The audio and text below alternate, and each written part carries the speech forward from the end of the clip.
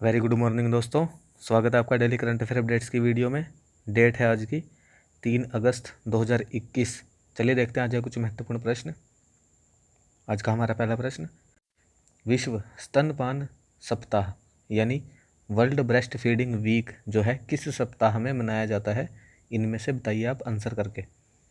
World breast feeding week, तो इसका सही उत्तर होगा डी, 1 से 7 अगस्त यानी अगस्त महीने के पहले सप्ताह में यह वीक मनाया जाता है। तो विश्व स्तनपान सप्ताह हर साल अगस्त के पहले सप्ताह में 1 से 7 अगस्त के बीच में माताओं और शिशुओं के लिए स्तनपान के महत्व पर जागरूकता बढ़ाने के लिए मनाया जाता है। विश्व स्तनपान सप्ताह 2021 का विषय जो था वो था स्तनपान की रक्षा करें या स्तनपान को बचाएं, प्रोटेक्ट ब्रेस्ट फीडिंग एक साझा जिम्मेदारी है। यह एक साझा जिम्मेदारी है। यह था 2021 के लिए सब्जेक्ट यानी विषय थीम। वार्षिक सप्ताह का आयोजन जो है WABA, जिसकी फुल फॉर्म है world alliance for breast feeding action, WHO और यूनिसेफ द्वारा 1991 से किया जाता है इसका आयोजन। तो ये था स्तनपान सप्ताह। अगला प्रश्न, पुरुषों की 3000 मीटर की स्ट्रिपल चेज इस वाली दौड़ को बोलते हैं। इसमें राष्ट्रीय रिकॉर्ड बनाने वाले बताइए इनमें से कौन है धावक? इसका सही उत्तर होगा बी, अविनाश सेबल। सेबल है, साबले है, इसकी इंग्लिश में बोलते हैं इसे SABLE। इसके बारे में अगर पढ़ें तो अविनाश साबले टोक्यो ओलंपिक 2021 में वो दौड़ रहे थे 3000 मीटर स्ट्रिपल चेज में, और टोटल स्पर्धा में वो 7वें स्थान पर रहे, लेकिन उन्होंने दौड़ पूरी करने के लिए 8 मिनट 18.12 सेकंड का समय लिया, जो कि उनके पिछले रिकॉर्ड 18 मिनट 20.20 सेकंड से कम था। यानी उन्होंने ही अपना ही रिकॉर्ड तोड़कर एक राष्ट्रीय नया रिकॉर्ड बनाया है। फेडरेशन कप मार्च में वह 1952 के बाद 3000 मीटर ट्रिपल चेस स्पर्धा में ओलंपिक के लिए क्वालिफाई करने वाले पहले भारतीय बने। अविनाश साबले जो है वो महाराष्ट्र के बीड जिले से आते हैं। अगला प्रश्न, विश्व तस्करी के खिलाफ विश्व दिवस 2021 का विषय बताना है हमें, थीम। हम ये दिवस के बारे में पहले भी पढ़ चुके हैं पिछली वीडियोस में। चलिए बताइए इसकी थीम क्या थी? World day against trafficking 2021। इसका सही उत्तर होगा D, victims voices lead the way. ये आपको थीम याद रखने इंपॉर्टेंट हो जाती है। ड्रग्स एंड क्राइम पर संयुक्त राष्ट्र कार्यालय द्वारा 30 जुलाई को जो है तस्करी के खिलाफ विश्व दिवस 2021 मनाया गया। 2021 के लिए थीम क्या थी? Victims voices lead the way. यह विषय जो है मानव तस्करी से बचे लोगों के साथ बातचीत के महत्व के बारे में जागरूकता बढ़ाने के लिए निर्धारित किया गया था। तो क्या था? Victims voices lead the way. अगला प्रश्न, ई रूपी के बारे में। यह कल बहुत न्यूज़ में था, ई रूपी, जिसका प्रधानमंत्री नरेंद्र मोदी ने लॉन्च किया। ई रूपी प्लेटफॉर्म जो है भारतीय रिजर्व बैंक द्वारा विकसित किया गया। पहली स्टेटमेंट। दूसरी, ई रूपी जो है डिजिटल भुगतान के लिए एक कैशलेस और संपर्क रहित साधन है। बताइए कौन सी स्टेटमेंट हमारी सही है यहाँ पर? इसका सही उत्तर होगा नहीं, ए नहीं, बी। केवल दूसरी स्टेटमेंट हमारी यहाँ पर सही है। रिजर्व बैंक द्वारा यह नहीं विकसित किया गया। प्रधानमंत्री नरेंद्र मोदी ने वीडियो कॉन्फ्रेंस के माध्यम से ई रूपी, एक ई वाउचर आधारित डिजिटल भुगतान समाधान लॉन्च किया। ई रूपी पहल जो है सरकार और लाभार्थी के बीच टच पॉइंट्स जितने भी होंगे, यानी सरकार और लाभार्थी के बीच में जितने भी उस मनी को, जैसे आजकल जो मनी को टच करते हैं, यानी बीच में जितने भी पॉइंट्स हैं उन सबको कम करेगी, सीमित करेगी, और यह सुनिश्चित करेगी कि लाभ लक्षित और लीक प्रूफ तरीके से इच्छित लाभार्थियों तक पहुँचे।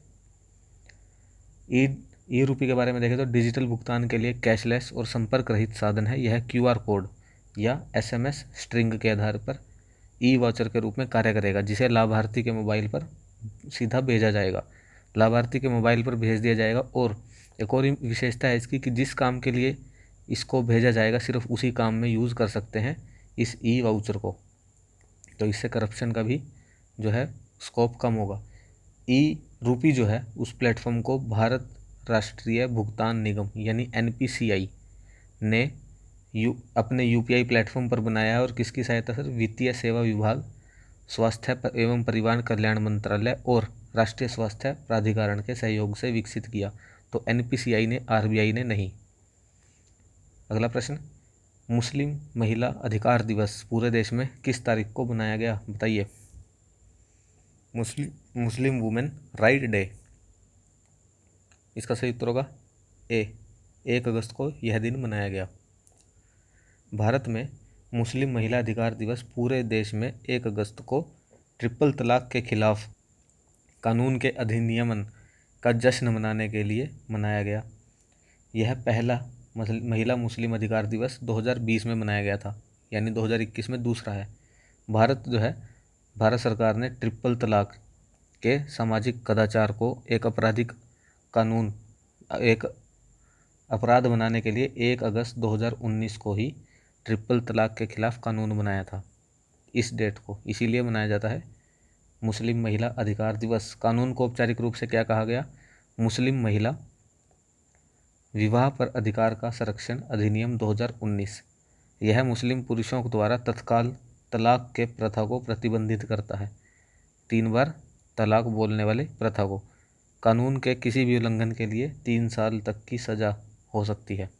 अगला प्रश्न, विश्व मास्टर्स स्वर्ण पदक विजेता मन कौर, यह मन कौर जी, इनका हाल ही में निधन हो गया, वो किस खेल से संबंधित थी? बताइए। World masters gold medal winner है। इसका सही उत्तर होगा सी, दौड़ से। कई विश्व मास्टर्स चैंपियनशिप में स्वर्ण पदक विजेता और कई एशियाई मास्टर्स में पदक विजेता एथलीट 105 वर्षीय मन कौर का निधन हो गया। उन्होंने दौड़ना शुरू किया था 2007 में और चंडीगढ़ में मास्टर्स एथलेटिक मीट में अपना पहला स्वर्ण पदक जीता था। इससे पहले उन्होंने 2011 में नेशनल मास्टर्स एथलेटिक मीट में 100 मीटर के साथ साथ 200 मीटर की दौड़ में स्वर्ण पदक जीता। तो सीधा हमें यह याद रखना है कि मन कौर जी जो हैं वो दौड़ से संबंधित हैं। अगला प्रश्न, निम्नलिखित में से कौन जो है 2 ओलंपिक पदक जीतने वाली पहली भारतीय महिला बन गई? बताइए इनमें से। First Indian women to win 2 Olympic medals, इसका सही उत्तर होगा डी, PV सिंधु। कल बहुत न्यूज़ में था, सारा दिन न्यूज़ में यही चले। 26 साल की बैडमिंटन खिलाड़ी PV सिंधु चीन की ही बिंगजियांग को हराकर 2 ओलंपिक पदक जीतने वाली पहली भारतीय महिला बन गई। रियो ओलंपिक में सिंधु ने, यानी जो लास्ट ओलंपिक था रियो ओलंपिक, उसमें सिंधु ने क्या अपने डेब्यू किया था, यानी पहली बार ओलंपिक में गए थे और महिला एकल बैडमिंटन में रजत पदक जीता था। टोक्यो ओलंपिक में कौन सा जीता इन्होंने? कांस्य पदक। और वैसे अगर पहले भारतीय की बात करें तो सुशील कुमार ऐसे थे जिन्होंने व्यक्तिगत स्पर्धा में 2 ओलंपिक पदक जीते थे और वो उनके बाद यह दूसरी भारतीय एथलीट बन गई। सुशील कुमार ने 2005 में बीजिंग में कुश्ती में कांस्य पदक और लंदन खेलों में रजत पदक जीता था। अगला प्रश्न, निम्नलिखित में से कौन जो है वो सेरो प्रेवलेंस शब्द का सबसे अच्छा वर्णन करता है? सेरो प्रेवलेंस वर्ड जो हमने पिछली वीडियोस में पढ़ा भी था, बताइए कौन सा इसका सही वर्णन करता है? इसका सही उत्तर होगा ए, SARS-CoV-2 के प्रति एंटीबॉडीज़ की उपस्थिति। याद कीजिए हमने पढ़ा था सेरो प्रेवलेंस, एंटीबॉडी जितनी ज़्यादा सेरो प्रेवलेंस होगी उतने ज़्यादा एंटीबॉडी उसके शरीर में बनेंगे किसी व्यक्ति के और उतनी ही ज़्यादा उसकी रोग प्रतिरोधक क्षमता होगी। चलिए कमेंट करके बताइए कि जो सेरो प्रेवलेंस के मामले में कौन सा राज्य जो था भारतीय राज्य वो टॉप पर था, यानी जहाँ पर जिस राज्य में व्यक्तियों में वैक्सीन के बाद सबसे ज़्यादा एंटीबॉडी बने थे, एक राज्य था, वो कमेंट करके बताइए। और किसमें सबसे कम थे वो भी कमेंट करके बताइए। अगला प्रश्न, संयुक्त राष्ट्र सुरक्षा परिषद पर सही कथन हमें चुनना है। भारत 2 साल के कार्यकाल के लिए 2021 में UNSC में शामिल हुआ। पहली स्टेटमेंट। दूसरी, भारत ने कभी भी UNSC की अध्यक्षता नहीं संभाली क्योंकि यह पद UNSC के स्थायी सदस्यों के लिए आरक्षित था। बताइए कौन सी स्टेटमेंट हमारी सही है? इसका सही उत्तर होगा ए, केवल पहली स्टेटमेंट हमारी सही है। भारत संयुक्त राष्ट्र सुरक्षा परिषद में जनवरी 2021 में 2 साल के लिए कार्यकाल के लिए 10 घूर्णन अस्थायी सदस्यों में से एक के रूप में शामिल हो गया। यानी जो अस्थायी सदस्य हैं 10, वो रोटेशनल बेसिस पर ऐड हुआ करते हैं। 5 तो स्थायी हैं और 10 अस्थायी हैं, वो रोटेशनल बेसिस पे बनते हैं सदस्य। उन 10 में से एक भारत का नाम आया है अब की बार 2 साल के लिए जनवरी 2021 से। आगे देखें तो यूएनएससी के अध्यक्ष के रूप में, जो कि सभी 15 सदस्यों को बारी बारी से बनाया जाता है, यानी स्थायी सदस्यों के लिए यह जो पद है वो रिजर्व नहीं है, यानी आरक्षित नहीं है। तो 15 सदस्यों को बारी बारी से बनाया जाता है। अब की बार इस महीने अगस्त महीने के लिए भारत को बनाया गया है, इंडिया को। अपनी नई भूमिका के हिस्से के रूप में भारत जो है संयुक्त राष्ट्र के सर्वोच्च निर्णय लेने वाले निकाय का एजेंडा तैयार करेगा, जिसका संपर्क और निर्देशन सभी राज्य सदस्यों पर बाध्यकारी हैं। भारत अगस्त के दौरान कई मुद्दों पर महत्वपूर्ण बैठकों का समन्वय भी करेगा। तो ये इम्पोर्टेंट हो जाते हैं स्टेटमेंट्स दोनों। अगला प्रश्न, IUCN रेड लिस्ट में भारतीय पेंगोलिन को किस श्रेणी में रखा गया है, बताइए। UNSC रेड लिस्ट में ये है भारतीय पेंगोलिन। इसका सही उत्तर होगा ए, एंडेंजर्ड। हाल ही में न्यूज़ में क्यों था, इसके बारे में अगर हम पढ़े तो हाल ही में नोएडा से एक टीम ने पेंगोलिन का रेस्क्यू कर वन विभाग को सौंपा, इसलिए न्यूज़ में था। पेंगोलिन की 7 विश्व भर में 7 प्रजातियां हैं, जिनमें से 2 भारत में पाई जाती हैं। कौन कौन सी? भारतीय पेंगोलिन और चीनी पेंगोलिन। भारतीय पेंगोलिन कहाँ कहाँ पर? उत्तरी पूर्वी क्षेत्र को छोड़कर पूरे देश में हिमालय के दक्षिण में पाया जाता है, जबकि चीनी पेंगुइन असम और पूर्वी हिमालय में पाया जाता है। यानी भारतीय पेंगोलिन जो है वो नॉर्थ में पाया जाएगा और चीनी नॉर्थ ईस्ट में। IUCN के अनुसार पेंगोलिन लाल सूची का हिस्सा है और भारतीय पेंगोलिन को लुप्तप्राय यानी एंडेंजर्ड सूची किया गया है, और चीनी पेंगोलिन को गंभीर रूप से लुप्तप्राय क्रिटिकली एंडेंजर्ड के रूप में जो है सूचीबद्ध किया गया है। इनको सीट्स अपेंडिक्स 1 में भी सूचीबद्ध किया गया है। अगला प्रश्न, उत्तर पूर्वी अंतरिक्ष अनुप्रयोग केंद्र NESAC यानी north eastern space application centre किस ईयर में, किस साल में स्थापित किया गया था, बताइए। ये न्यूज़ में था हाल ही में, बहुत हॉट टॉपिक था। इसका सही उत्तर होगा बी, 2005 में। देखिए, असम और मिजोरम सीमा विवाद हुआ था, आपको पता है। उसको हल करने के लिए और स्थायी समाधान पर पहुंचने के लिए केंद्र ने पूर्वोत्तर अंतरिक्ष अनुप्रयोग केंद्र यानी इसी केंद्र का जो है उपग्रह इमेजिंग का उपयोग करके राज्यों की सीमाओं का नक्शा बनाने का और सीमांकन करने के लिए कहा है इस केंद्र को, NESAC को। इसीलिए यह इम्पोर्टेंट न्यूज़ में था। अगर इसके बारे में पढ़े तो 2005 में स्थापित किया गया यह अंतरिक्ष विभाग डिपार्टमेंट ऑफ स्पेस और उत्तर पूर्वी परिषद नॉर्थ ईस्ट काउंसिल की एक संयुक्त पहल थी। शिलोंग में इसका हेडक्वार्टर है, यह भी इम्पोर्टेंट फैक्ट हो जाता है। यह उन्नत अंतरिक्ष प्रौद्योगिकी की सहायता प्रदान करके क्षेत्र में विकास प्रक्रिया को बढ़ाने में मदद करता है।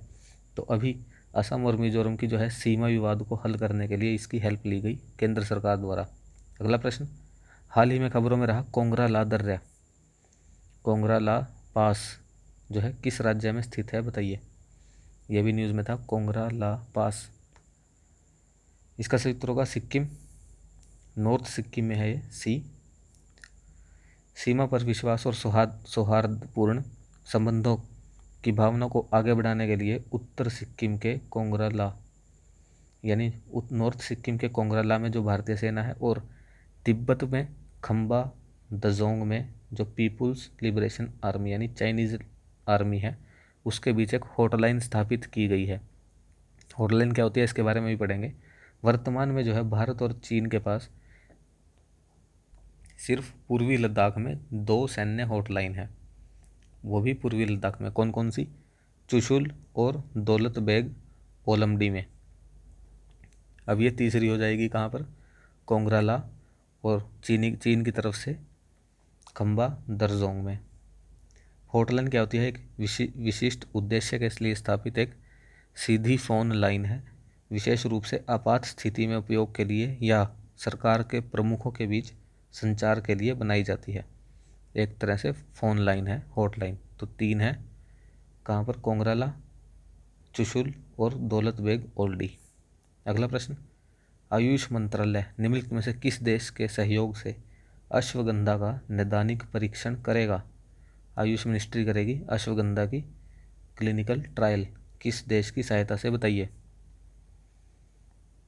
इसका सही उत्तर होगा B, United Kingdom, UK. Institute की भी बात कर लेते हैं, कौन सा इंस्टीट्यूट है वो।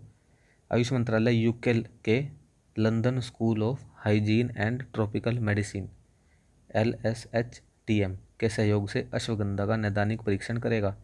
टीम जो है कोविड-19 संक्रमण पर इसके प्रभाव की भी जांच करेगी।